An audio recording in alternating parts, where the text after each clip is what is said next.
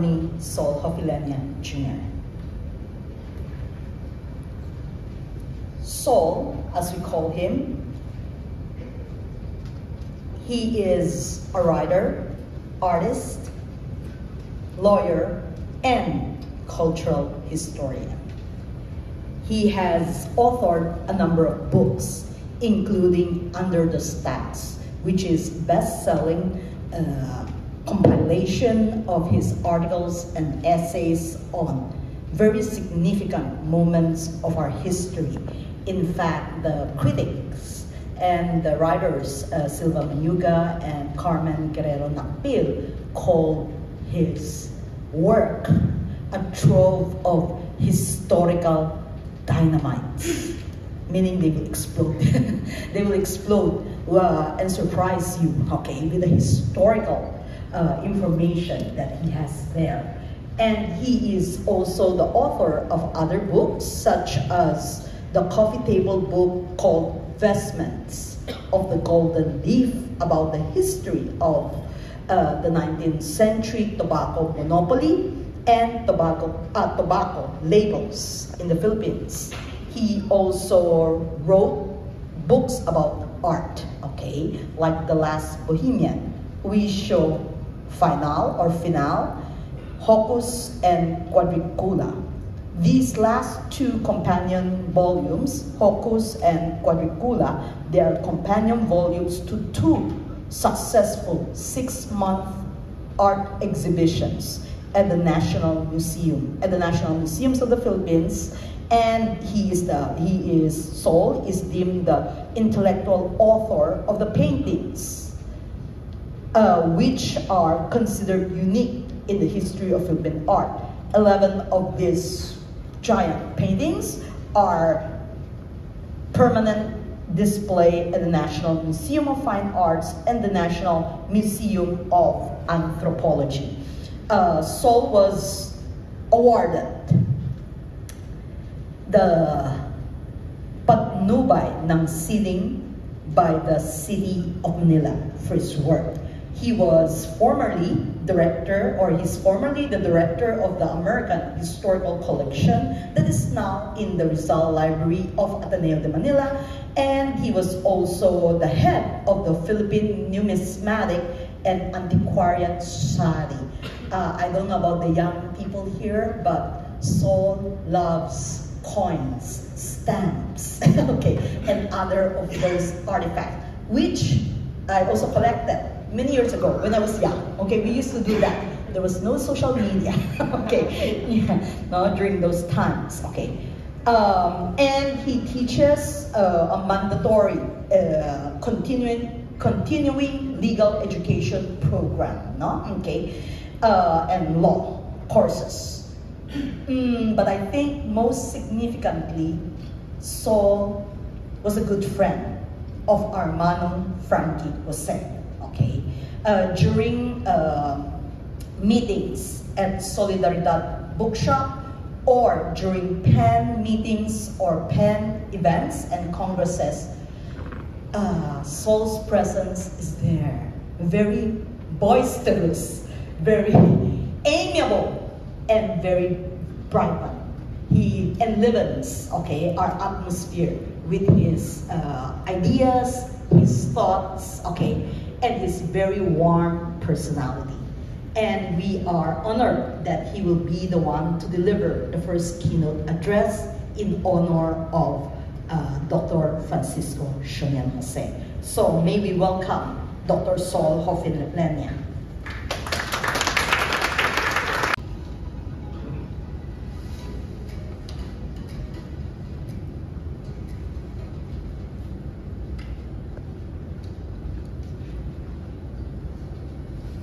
Members of the Jose family, Dr. Carlos Yocos, my good friend Shirley Luma, members of the Philippine PEN, members of the Cultural Center of the Philippines, professors of literature of De La Salle University, writers, would-be writers, aspiring writers, scriveners, escribanos, ladies and gentlemen, good morning.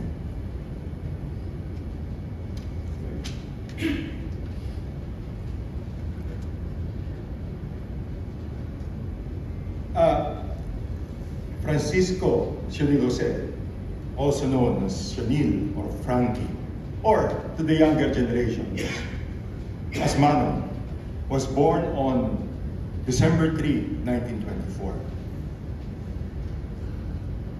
He was born in Rosales, Pangasinan. According to one of his novels, I believe, if I recall correctly, The God Stealer, he said Rosales was named by a Franciscan friar who happened to visit the place. Sionil rested on many laurels. He won the Palanca Awards several times. The Ramon Magsaysay Award for Literature. The City of Manila Award for Literature, he also won that.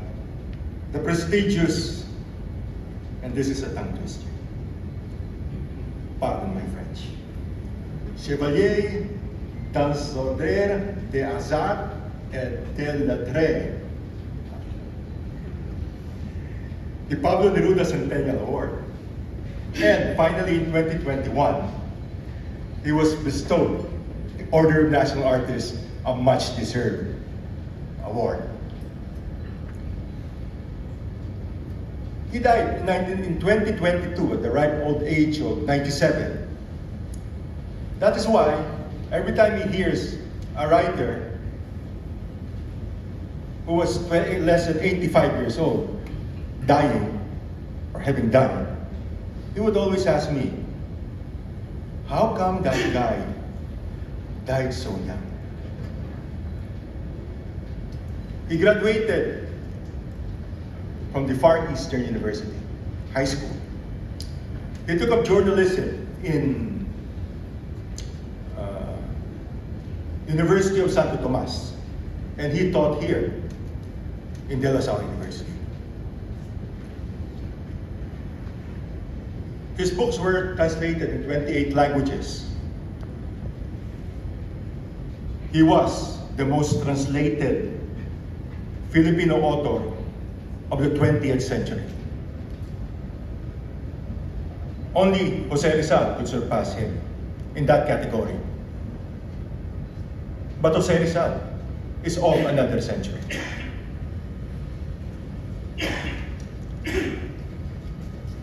Sionil once said that for a nation whose national hero was a novelist, we are not a nation of readers. Most of you here are writers, and you know how true his words are. Maybe that is the reason why we lack critical thinking. And maybe that is the reason why we elect the wrong politicians.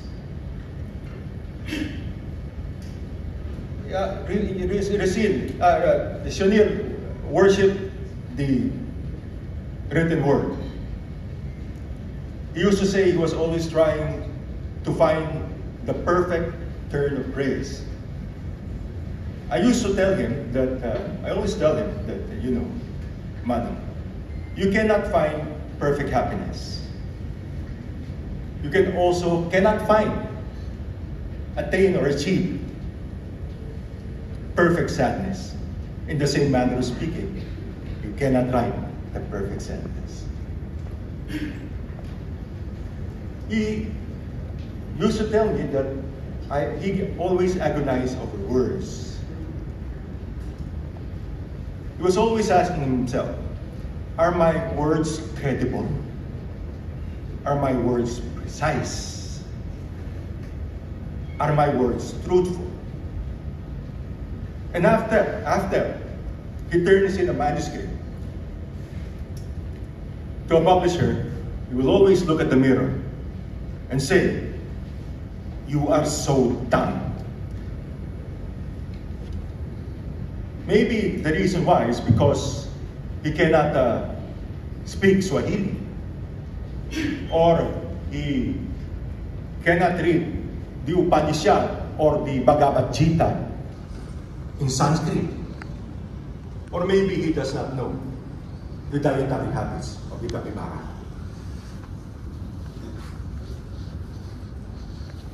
The source of inspiration was our history. For him, literature teaches us to recover our souls.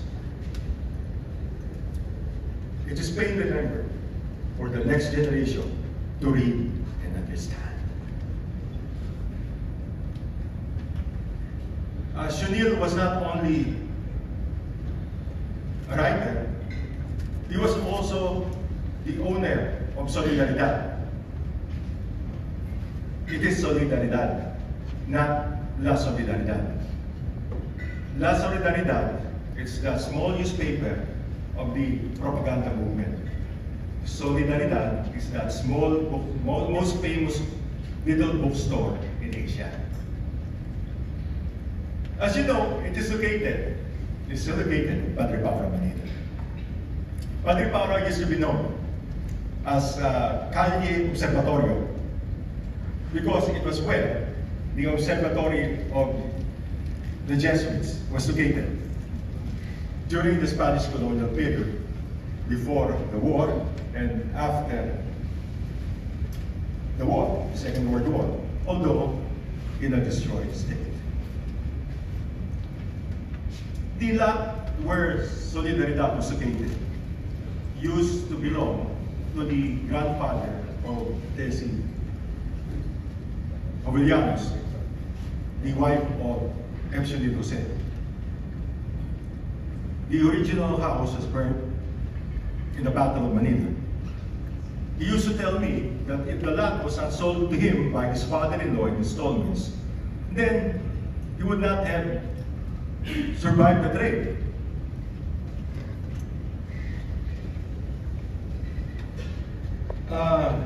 The bookstore was a magnet for a lot of students and people. They always visited Shunil Jose. Sinners, communists, holy men, capitalists, preachers, teachers, students, everybody was welcome, including myself.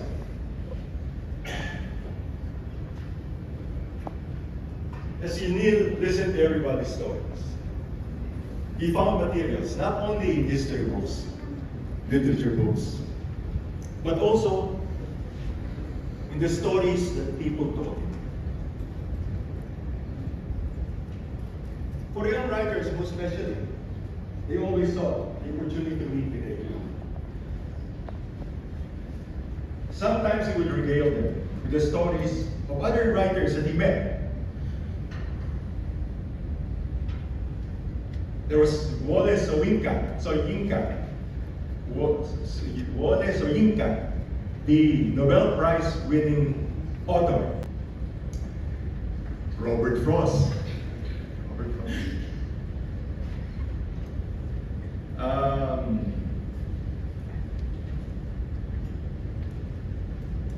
Tumbo. His name is Edwin Tumbo, the national poet of Singapore. I met him there in Solidaridad. And Norman Mailer, of course. Norman Mailer. He wrote about the Vietnam War, or was it the Korean War? But he deliberately sought out to meet actually there at his bookshop. The Philippine Pen used to meet there on the third floor of Solidaridad. It was there where countless authors launched their books. And in that, around that circular table, Shunil talked to them, questioned them, and other critics made their remarks about their books. It is also on the third floor where Sionil's Sanctum Sanctorum is located. It was also booklined. Did you know that the bookshop is inhabited by a ghost? Her name, according to Sionil, is Esperanza. In Spanish, it means hope. It's a fine name for a bookshop ghost. One day, according to Sionil, while he was debating with Nick Joaquin, the Esperanza started throwing books around the bookshop downstairs. Esperanza may have been upset because they thought they were fighting. There was a beggar who used to inhabit the front door of Solidaridad. He was never shooed away. Now he has been replaced by another vagabond.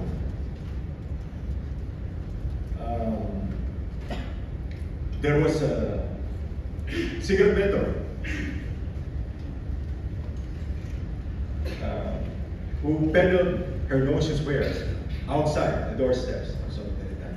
She too was not shooed away. Sionil did not shoo away anybody. What he did was, he just made their characters inhabit his novels.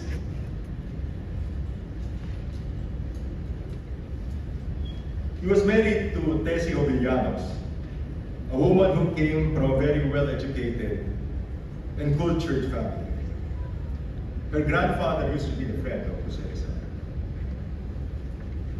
She was a constant companion, the anchor in his life. Somehow I knew that after the demise of Sionil, she would soon follow. Unfortunately, I was correct. She was a very shy, private person, preparing to stay in the limelight, in the background. I will not talk much about her to respect her privacy. But I will tell you that if not for his wife, Aling Tessie, there will be no F. Sionil Jose, the national artist. There will only be F. Sionil Jose, the writer and the bookseller.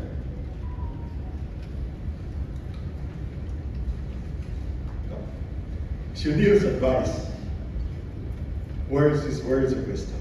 I'll read this verbatim. This is his advice to young writers. He said, learn rhythm, music, resonance, narrative technique, until they are in your marrow. We all know that literature is alive, because it is a work of the imagination. But we also know that the so-called greater truths in life are in it, especially if the writer is rooted in his own native soil. And this is his advice to artists. Study your craft well. So he said, if I can draw it, then you are not an artist. His advice to those who want to be historians, and I heard him say this all the time. If a person tells him that he's taking up history in college, he would say, learn Spanish, because all the documents in 333 years of our history were written in Spanish. And if you study Rizal, here's what he said. You should not be lured by the manufacturers of the Rizal industry. The corruption of scholarship, which sanctifies even Rizal's laundry bills. read Rizal's works because he taught us how to become a better people. To Filipinos, he said, "You are a great race. Lift up your heads. You are the equivalent of the other great races."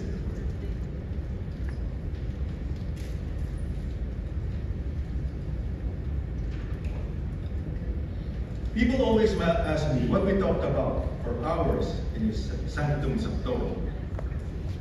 We talk a lot about people, the high and the mighty. Because history is made by people.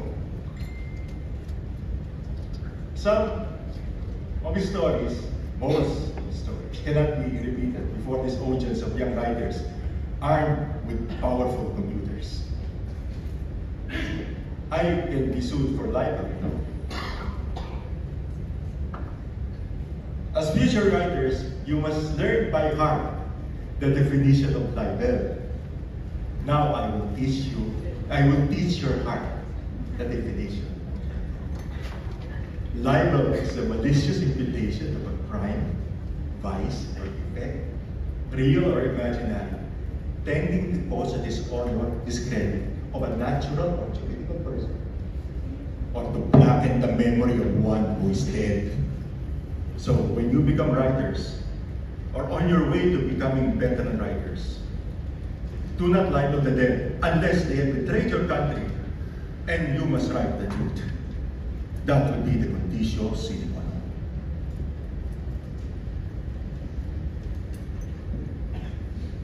Our conversations, however, were fruitful. Because what he told me explained to me a lot of things. Once I was talking to a group of very young architects. And then I told them what Epsonil told me about certain church structures and why they were designed that way. And the inspiration for those structures. Nasa likod ko yung malamang screen. Parang computer. Then all of a sudden, I saw before me the church structures in the Philippines, and that big structure situated in the United States. And then they just gave at what they saw. They gulped and gave. And then they understood how true the words of Epsonil were. They were like Buddha's disciple, enlightened under the Bodhi.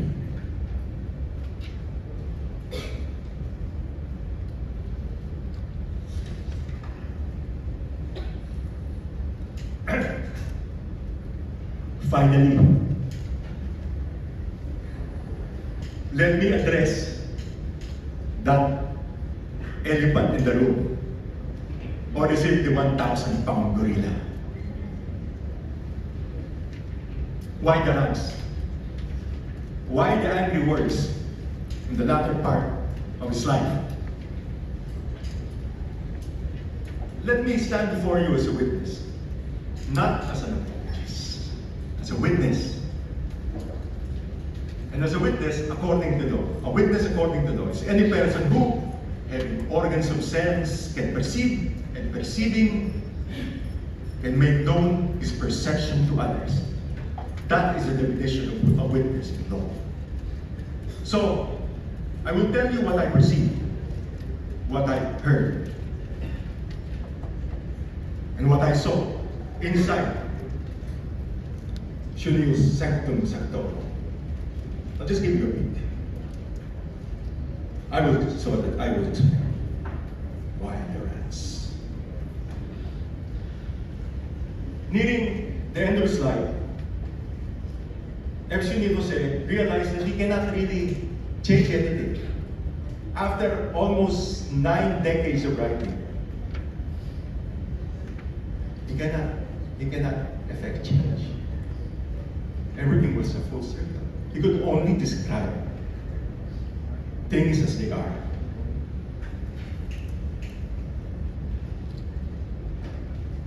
And that drove him to frustration. But despite the angst, F. Shunil Jose taught us to remember our oftentimes frustrating heritage, our vices, and our virtues. And he pointed to us the way on how we can build a better nation.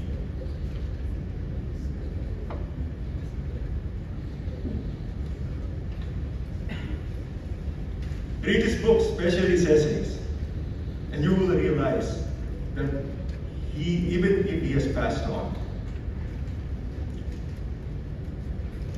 he is still very much alive. Alam mo, every time I go to Solidaridad, I will ask the book clerk there, "Nasaan si Manong?" And she would answer and invariably tell me, "Nasa taas, attorney, papahinga." I always ask myself, how come I do not believe that F. Shunil is already dead? Why? And then the answer hit me like a fireball in the night. His words have already become eternal. Now let me tell you this, from my heart of hearts. No, from the blood of my heart. Allow me to say this about the man. Love him or hate him, he is F. Shunil Jose. Thank you very much.